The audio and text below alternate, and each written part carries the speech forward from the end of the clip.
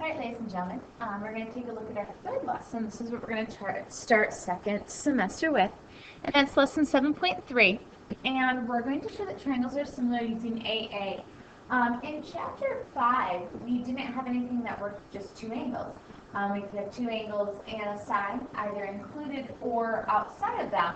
But now that we're just looking at having similar triangles, the same shape but different sizes, if we know that two of the angles are congruent, then we're going to be able to prove that they're similar. So that's what we're going to look at is by using this AA similarity postulate.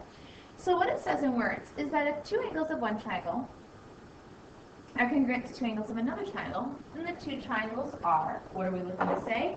They're not going to be congruent, they're simply similar. Which means I know they're the same shape, just different sizes. So if we know that angle K is congruent to angle Y, that's what means the symbol, so we're still working with the congruency here. And I know that angle J is congruent to angle X. So I've got two pairs of congruent angles. I can then say that triangle JKL is congruent, or is similar to triangle.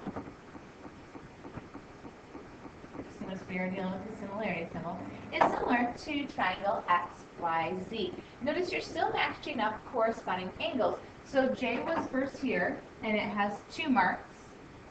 So X was first here because X has 2 marks. Alright, so let's take a look at using this. In example 1, it says determine whether the triangles are similar. If they are, write a similarity statement. So explain what work we did. So we're going to look for 2 pairs of congruent angles. That's what I need. So if I look, I know that angle G and angle L are congruent because they are both right angles. So I've got one angle. I've got my A down. I now need to find another one. So I can find the measure of angle F and see how it compares to angle J, because obviously H and J are congruent. Then I can see if I have 2 congruent angles.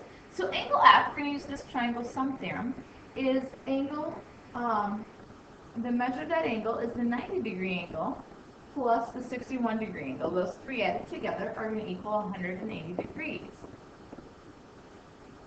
So angle F, or the measure of angle F, is equal to 151, or is plus 151 equals 180 when you add them together. And then when you subtract that 151, that's 151 degrees from each side, we get 29 degrees. So if we look, angle F and angle J do have the same measure. They both measure 29 degrees. So angle F is congruent to angle J. And so because we have those 2 angles, it doesn't matter now what angle K is, but I have a 90-degree angle and a 29-degree angle in each of the 2 triangles. I can say that the 2 triangles are similar. So we're going to write that similarity statement. I'm going to name my first triangle, the one here on the left, in alphabetical order, so FGH. And now I need to match up congruent angles. Angle F was 29 degrees. Angle J was 29 degrees, so it's going to be triangle J. G was congruent to angle L. And H was it's going to be congruent to angle K. So I have the similarity statement of triangle FGH being similar to triangle JKL. Alright, we can also take a look at what are called overlapping triangles. And so I need to go through and redraw that diagram. I want triangle RUV to be separate from triangle RST. So we have that little triangle inside the big triangle. So I've got my big red triangle. Label things as you have them, because that's going to help you see if they share anything. So this is RUV from the big triangle. Angle U was 48 degrees. And then we have the little triangle of angle RST, and angle S was 48 degrees. So let's take a look at what we have. We know that both angle RST, so RST, and angle RUV measure the 48 degrees. So that means angle RST is congruent to angle RUV. So we have one pair of congruent angles. if we look, each triangle has this angle R at the top. And so we know that angle R is congruent to angle R by that reflexive property. I can mark those two angles with congruencies because they're automatically congruent by reflexive. So I can write my congruency, or my similarity statement. So because I have two congruent angles, 48 and 48, and an angle R, regardless of its measure, because they both have this R at the top of it, it means it's the same angle measurement, I can say triangle RST is similar to triangle R. S was congruent to U, so U, and then V. Alright, so let's take a look at our checkpoint. If we take a look at number 1, I can see that I have two congruent angles right away at the top, angle M and angle R. So that gives me one congruent angle. I need to find the second one. So that means I need to find this measurement, and I'm going to find the measure of angle S. This is going to be the angle I'm trying to find. So I know the measure of angle S plus the 80 degrees plus the 65 degrees has to equal 180 degrees. So the measure of angle S plus 145 degrees, when we combine those like terms, equals 180. Do a little algebra, just like they did in the example. This is example 1. And we're going to get the measure of angle S is equal to 35 degrees. Well, if we look, we have two 35-degree angles. So, is there enough to say that the triangles are similar? Yes. And so we write our similarity statement. I'm going to name the first triangle on the left-hand side, just using alphabetical order. Triangle RST is similar to triangle R, branched up to M, so M. I know that S and N, we just found out were the same measurement, so M to N. And then we're going to go around and pick up angle L.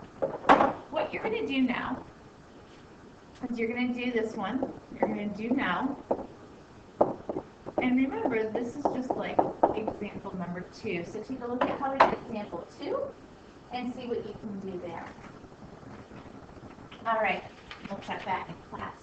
Let's take a look at the next example. We're going to use those to find missing sides. So if I'm going to use them to find missing sides, I need to know that I have similar triangles. So I know angle B is congruent to angle E because they're right triangles.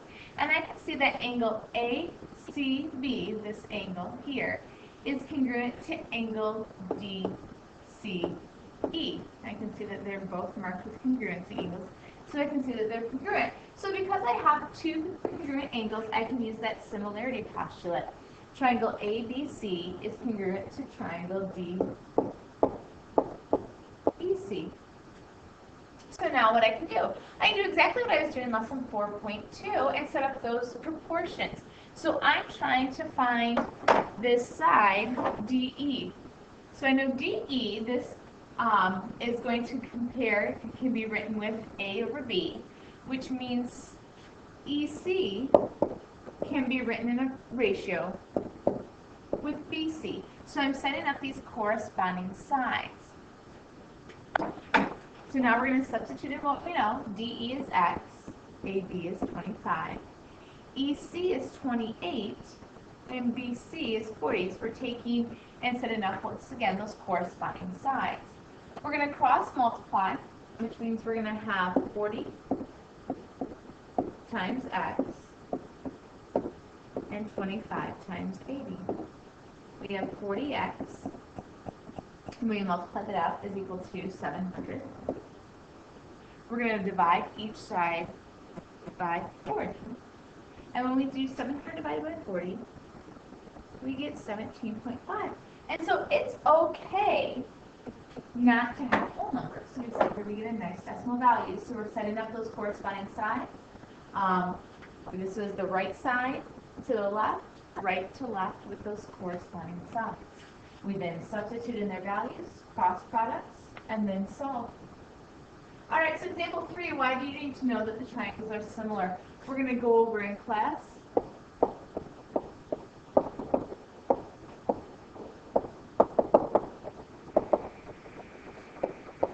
And discuss those.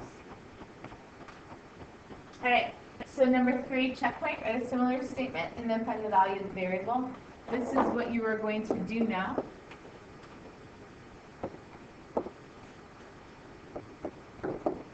And then we will check in class. Enjoy lesson 7.3, and we will see you.